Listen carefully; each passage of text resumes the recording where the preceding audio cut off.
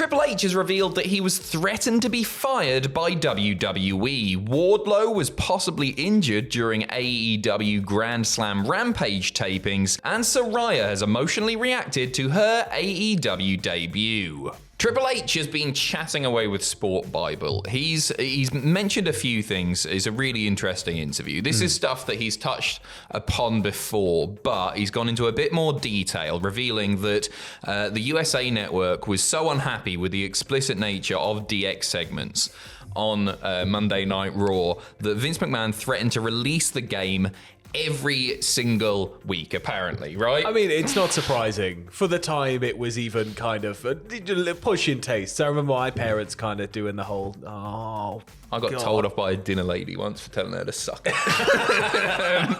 So he has mentioned that before, but he's gone into more detail, recalling a specific segment. It's a very famous segment. It's like a State of the Union address in front of the podium, February 1998, I think. Yeah, maybe. Yeah. Let me know if I'm wrong on that one. Encyclopedia. Yeah, right. So he's gone into detail on this, saying, we said, let us take the letter and use it on TV, referring to this letter that the USA Network sent to WWE complaining about this explicit stuff. Vince McMahon was like, in what way? And I said, we'll make it into a comedy routine. He was like, all right, make sure it's funny, but he's got a pretty warped sense of humor, so what's funny? So it's all right, we'll make do. We did like a presidential podium, and the three of us got up there as if Shawn Michaels was president and we were standing behind him. We went through the list of words and they beat the words we weren't allowed to say. We said, this is direct from USA. We in D-Generation X apologize for our attitudes. We will no longer say the words. And then they went through, you know the bloody segment, don't you? The next day we got a letter from USA that said, congratulations on the ratings last night. What DX did with our letter was hilarious. Congratulations on the success. Here's to many more years. Do you believe that I love the whole kind of, I can see it all day with the network going, don't be doing those bad, look at the ratings, well done. Well done. I don't believe that any legitimate threat to be fired. I think Vince may have joked about it a few times. Maybe every week, maybe he joked about it, but you don't fire one of your hottest drawers in D-Generation X. And that was the whole point of DX, was pushing the boundary. Well, that was it. It's just sort of see how far you can go until the network bites back. And then when the network did bite back, the network didn't care anyway. Yeah, right. Anyway, Triple H has also provided updates on a couple of, I guess, potential WWE superstars, big names in the world of entertainment. First of all, Tyson Fury, who, of course, made his debut at WWE's Crown Jewel. Would you believe it's all the way back in 2019? I can't believe that. Time is moving too quickly. It's terrifying me. I'm going to be an old man soon. Yeah, you are. Yeah. I'm older than you, 34. Anyway, right, he had the match with Braun and everything, so he's been chatting away with Sporting News this time. Triple H stating that he believes that Fury has the potential to do something, and he's been chatting away with Tyson Fury as well following the Cardiff show. So he said, I think Tyson Fury is chomping at the bit to get in the ring. The question is, which ring will he get into? Is it going to be the boxing ring, or is it going to be the WWE ring? We were just together in Cardiff. We had a long talk about it. He's as enamored as ever, wanting to do this with us. I think he knows that he's got a few big fights left in him in the boxing world. I think he's going to capitalize on those fights, as you're hearing. Selfishly, I want him to come and work with us. Also, selfishly, I want to see those fights. I hope he knocks those out and stays interested, because I do think with the dedication and the drive that he has, he could do something special with us as well. Obviously, it was a bit of a... You were there in Cardiff for the Tyson Fury thing. I thought the punch was cool. I like that. Obviously, the sing-along was weird. But I enjoyed him kind of leaving before the end. That was something that happened in front of me, because I could see where he was. He sort of left as the show was ending, and then somebody had to run and grab him, being like, no. Really? Send him home happy. Going off what was said in the press conference, he was sat there talking with Triple H. It's very clear he wants to do something in future with WWE. I think it makes sense for him financially down the line to be doing that, but he was very clear in the fact that he has fights that he still wants to do. He has offers on the table from the boxing world still, so why would you turn that down?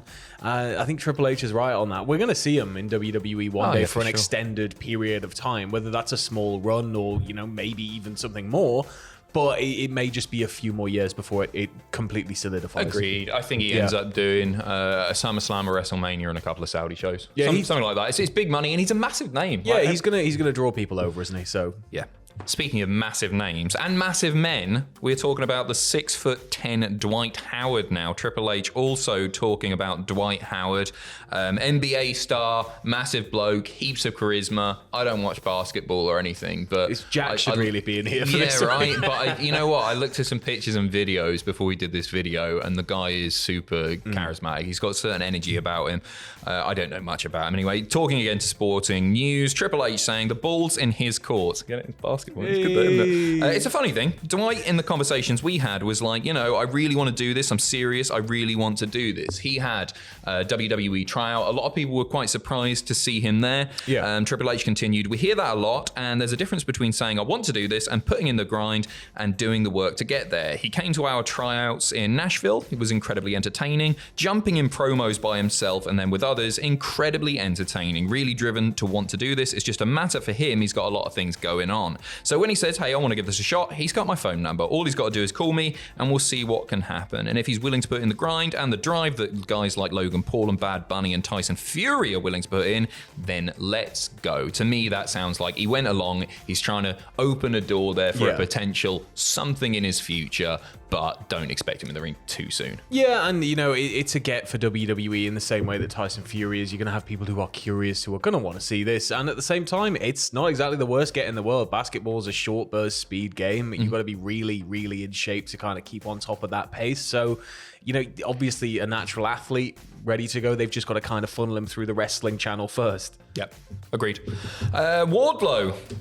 Possibly some pretty sad news here. Speculation is mounting regarding Wardlow and the fact that he might have been injured during the taping for now tonight's AEW Rampage Grand Slam episode. He teamed with Samoa Joe to take on Tony Nese and Josh Woods in a tag match.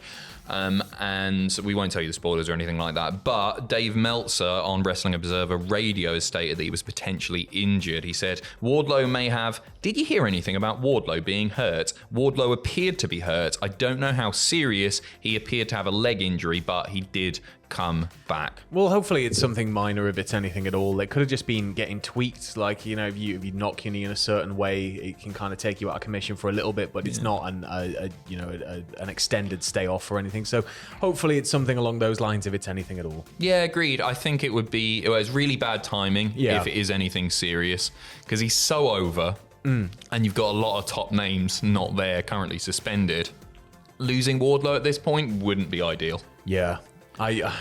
He's just somebody I can see them pinning a lot too, and so I hope he stays healthy. I hope he stays fit, and I hope he's able to get that clear run up the card. He's so good, and he's such a great baby face. I think his heel work was really decent with MJF, but MJF was the focal point, and now Wardlow's just on. But amazing. It's that work that made him the better baby face, and it's just for sure. I've been enjoying watching him pop up in indies and stuff. It's been great. Yep. Speaking of indies and AEW wrestlers, Ruby Soho has provided an injury update, and she's been pulled from an indie show. We're talking about 1PW now. Ruby Soho releasing a video on their social media channels saying, hey, 1PW fans, it is yours truly, Ruby Soho here, with some disappointing news. Now, due to the injury that I received at All Out, a broken nose in 2 places and a mess of a septum. This, of course, happened on the pre-show match. She says she has to have surgery, and due to the scheduling of that surgery and the recovery time, won't be able to make it to the show on October 1st. A replacement has been announced by 1PW, and that is the one and only Jamie Hayter. So we wish Ruby Soho very, very well. Expect to see her out of action for a little while. Two places, broken nose in 2 places. That's rough. Yeah, that's got to suck. That's not fun at all. Not fun at all. So we send her all of our best, and we are finishing off with Saraya, who has emotionally reacted to her AEW debut on this episode of Grand Slam Dynamite. I said episodes, there was just one. She's taken to Twitter saying, effing wow, absolutely blown away by the pop in the stadium and the reception outside of it. Been a long journey, couldn't be happier to be in AEW. Thank you to everyone, and thank you to my babe, Ronnie Radke, for letting me use his song, Zombified. LFG. What's LFG? Let's effing go.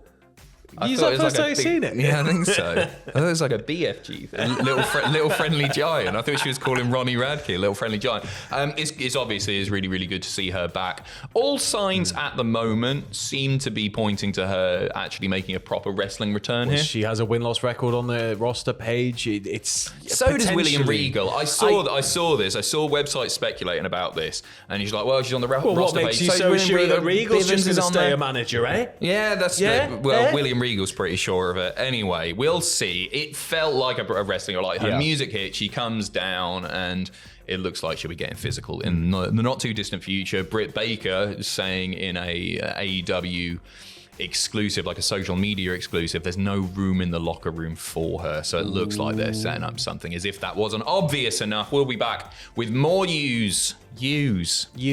I've been up since 5, Sam. Yeah. Right, we'll be back with more news very, very shortly. See you in a bit.